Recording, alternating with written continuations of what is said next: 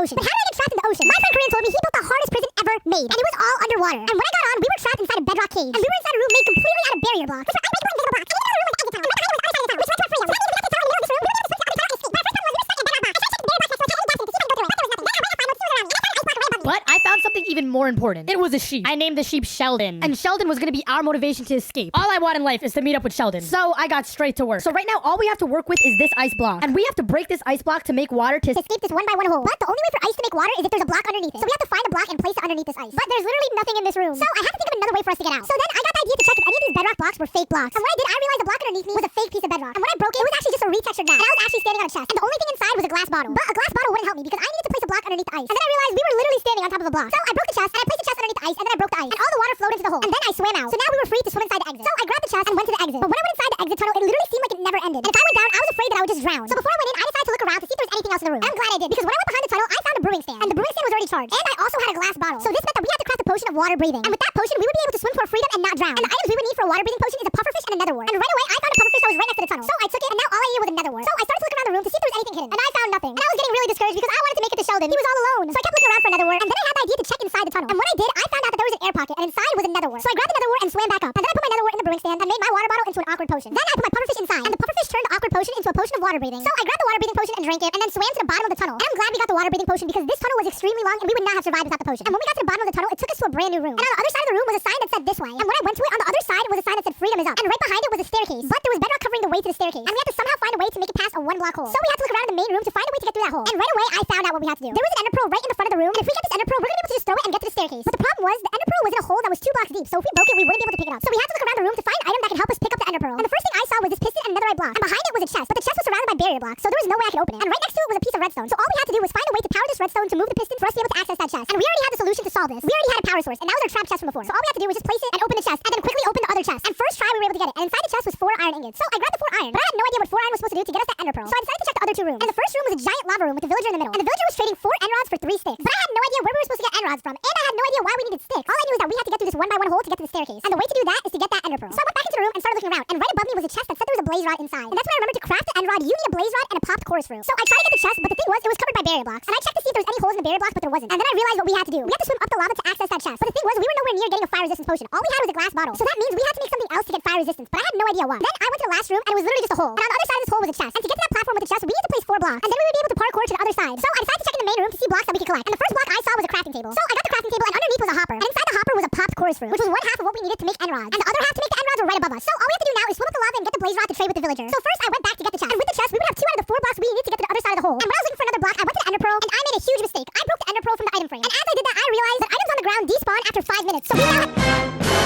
forever. And I started to panic. And while I was panicking, I noticed a side that just said weirdly empty. And it was just a space in between these 2 rooms. And Korean never just leaves things weirdly empty. So that means there was probably something right next to us, but I couldn't see what. And with the time ticking, I was extremely nervous, and I had no idea what I was supposed to be looking for. And then at the corner of my eye, I noticed a hopper on top of the room with the ender pearl. And inside was 2 string. And when I got the 2 string, I realized what we had to do. We had to make a fishing rod. And with the fishing rod, we would be able to get the ender pearl that was stuck inside the hole. And after I got the ender pearl, we would be able to go to the staircase and escape to our freedom. So now all that was stopping us from getting to our freedom was reaching that chest. And the time kept ticking and ticking, and I kept panicking. But then I thought of the reason why I was doing this. Sheldon the sheep. He was all alone in the ocean without us. All that I wanted was to meet up with our beloved Sheldon, and I was not gonna let anything stop us from meeting him. So I calmed myself down and started to use my brain. And my brain was now on. And I noticed that there was 2 mushrooms in the room, and Korean never just leaves random items. So these mushrooms had to have been important. And as I kept looking around, I noticed in front of the water path was another hopper, and inside was an aleum. So now I had a red mushroom, a brown mushroom, and an aleum. And then I realized what these items were for. If you craft all these 3 items in a mushroom bowl, you can get a suspicious stew with fire resistance. And with fire resistance, we could swim to the blaze rod and trade with that villager, and then make a fishing rod, and then get that ender pearl. But we only had 2 minutes before the ender pearl despawned, so we had to act quick. And the first step was to get to that chest. So I went to the crafting table and tried to think what we could craft. We had to somehow make at least 2 blocks with these 4 pieces of iron. And I couldn't find any crafting recipe that was in the crafting table. But then I had an idea. If I made one of our iron ingots into iron nuggets, we were gonna do crafting recipe, which was chains. And we would be able to craft 3 of them. So with these chains, I would be able to build to the chest and get whatever was inside. So I placed down all the chains and my crafting table at the end, and then I parkoured over to the chest. And inside was the bowl that we needed. So then I used the crafting table to craft a suspicious stew. And I also grabbed the chest. And then I parkoured back to the room with the lava. And with only a minute left, I built up using the chest and drank the suspicious stew, and then swam up. And the fire resistance only lasts for 5 seconds, so it was super risky. But I spammed right click and got the blaze rod. Then I ran to the water in the beginning of the room, and I lived with barely any hearts left. And with only 20 seconds left, I ran to the crafting table to craft the 4 end rods. And then I ran to the villager and traded the 4 end rods for the 3 sticks. And then went back to the crafting table to make a fishing rod. And with literally 10 seconds left, I ran to the ender pearl and fishing rodded it, and I was able to pick it up. And then I went to the hole, and I've never been so happy to see a hole. Freedom was right in front of me. And all I could think of when I was looking at this hole was Sheldon. All of this would have been worth it. So I threw my ender pearl through the hole, and at the end of the staircase was a tunnel that we saw from the beginning. And I swam up it, but when I got to the top of the water, the worst thing happened. Korean was waiting, flying next to Sheldon in full netherite armor, and he told me to call him. Back up from Sheldon the sheep. Omz, I'm hungry. What do you mean?